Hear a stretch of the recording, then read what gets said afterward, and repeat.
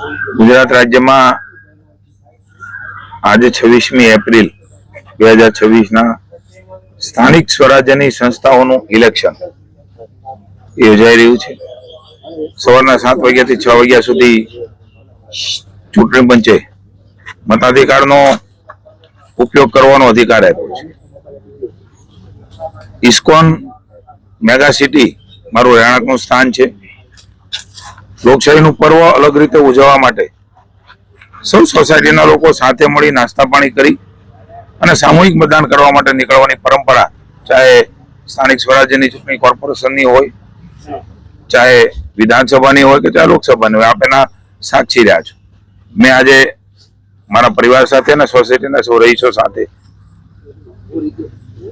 મતદાન કર્યું છે।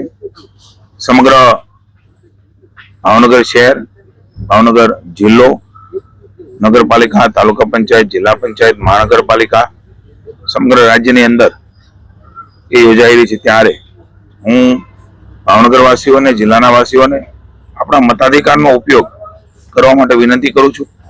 લોકશાહીનું ઉત્તમ પર્વ સૌ સાથે મળીને ઉજવીએ।